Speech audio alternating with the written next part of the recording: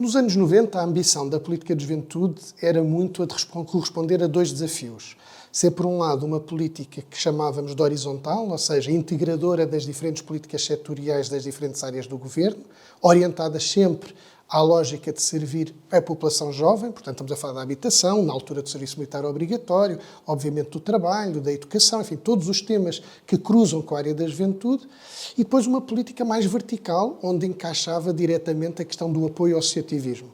O apoio ao associativismo encarado de dupla perspectiva. Por um lado, esta ideia de que a forma de aprofundar a democracia portuguesa passava muito por valorizar as expressões do associativismo enquanto expressões da própria sociedade civil, de um associativismo que se cria cada vez menos paternalista, ou seja, não apenas feito para os jovens, mas feito dos jovens para os jovens, por jovens, precisamente, e daí houve alterações legislativas na altura, de exigir que nos órgãos sociais das associações juvenis tivessem de estar as pessoas, mesmo que fossem jovens, e não aqueles que trabalhavam exclusivamente para os jovens, mas dizia também um segundo objetivo, que era de entender a educação não formal, já nessa altura, como um desígnio fundamental. E hoje temos inúmeros exemplos de pessoas que se formaram, em termos de escola de cidadania, no movimento associativo, nomeadamente no movimento associativo juvenil. E por isso foi muito importante o papel das políticas públicas, nomeadamente na altura do Instituto da Juventude, para poder apoiar esse associativismo. Um associativismo de base nacional, de base regional e de base local. E tínhamos para isso um conjunto de instrumentos e de programas que visavam precisamente não condicionar o que as associações queriam fazer, isso era do domínio das associações, mas ao Estado competia, sim, de uma forma agnóstica, zelar pela boa aplicação dos dinheiros públicos e garantir que essas iniciativas e essas associações floresciam no seu trabalho.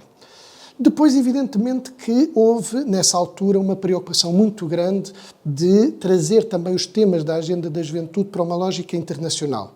Eu relembro que nos anos 98, nomeadamente quando foi a primeira Conferência Mundial da Juventude coorganizada pelo governo português com as Nações Unidas, foi antecedida de um trabalho muito sério de discussão, nomeadamente nas Nações Unidas, com um conjunto de países, para fazer da juventude uma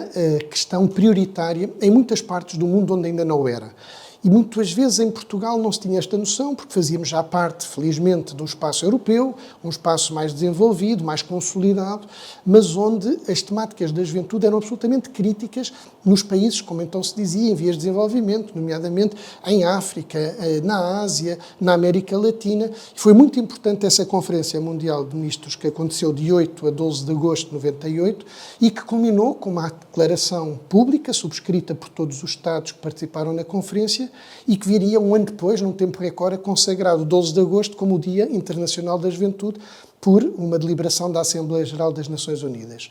Mas a ambição era de tal maneira que não organizámos só a primeira Conferência Mundial de Ministros. Essa conferência foi antecedida de outras duas conferências, a primeira Conferência de Ministros da Juventude da CPLP, que teve lugar no Porto, a Conferência de Ministros responsáveis pela área da juventude do Espaço Ibero-Americano, que aconteceu em Lisboa de 5 a 8 de agosto, e tudo isto ao mesmo tempo que decorria de 1 a 10 de agosto o Festival Internacional da Juventude, onde milhares de jovens vindo do mundo inteiro discutiam um conjunto de temas precisamente que lhes diziam respeito. Portanto, foram anos de grande afirmação da centralidade das políticas públicas em torno da juventude, em que Portugal, julgo que pode estar orgulhoso, deu um contributo muito sério e firme para que essas políticas se desenvolvessem noutras geografias, mas mesmo também ao nível europeu. Termino só com esta ideia. Em 2000, Portugal assume a presidência da União Europeia